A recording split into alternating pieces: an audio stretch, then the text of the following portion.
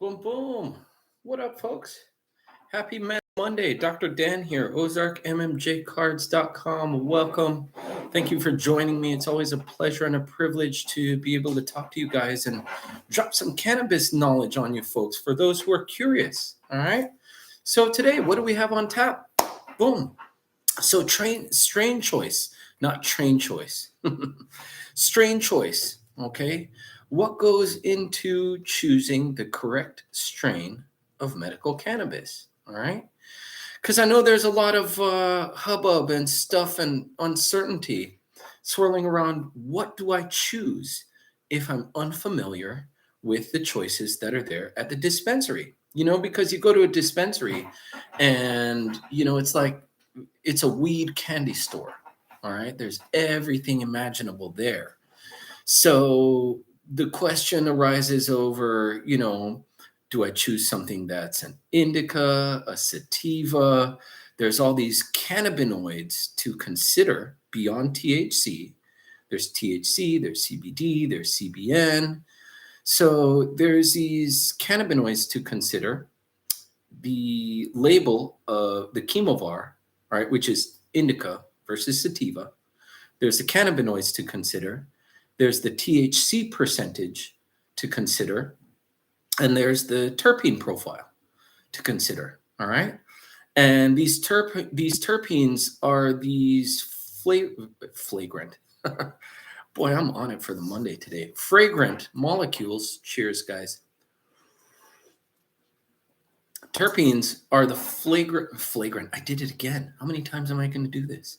This is maddening. Fragrant molecules. They give it the aroma, if you will.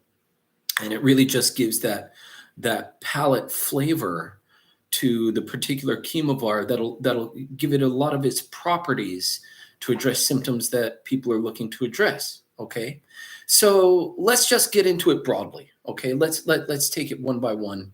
Indica versus sativa. Okay, because those are the broadest categories. All right, and just broadly speaking, the indica varieties of medical cannabis, the indica varieties are the varieties that tend to be more relaxing, sedating. These are the varieties that tend to make people sort of embrace their intuitive thoughts a little bit more. Okay. So these strains are ideal for people that are looking to address their anxiety symptoms and bring their anxiety level down. These strains are ideal for people who suffer from insomnia or nighttime anxiety, to help sedate them, relax them, help them get a really good rejuvenating night's sleep. All right. So these are the indica varieties. All right. I wanted to start broad and do the indica versus sativa comparison right off the bat. All right. So that's the indica varieties, guys. Indicouch is sort of the moniker that goes with the indica varieties. The indica varieties tend to have a higher CBD to THC ratio. All right. So they can have an equivalent amount of THC, say, for example, let's say 20% THC. To a sativa variety, it's just that their relative amount of CBD will be higher. So they could have, 10% CBD to a 20% THC ratio, whereas a sativa, for a given sativa, if it had 20% THC, its CBD ratio would likely be much lower, not 10%, maybe something on the order of maybe 0.1%, that sort of thing. All right.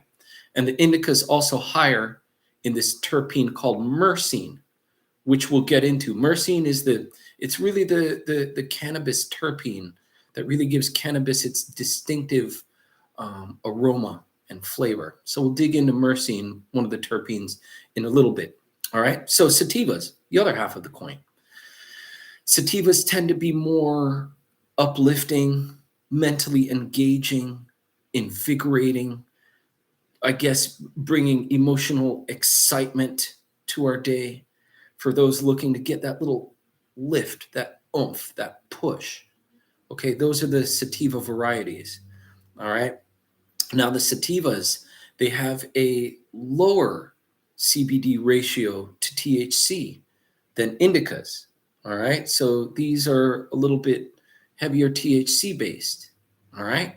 So the sativa is really good because they're more THC based. They're really good for uplifting the mood.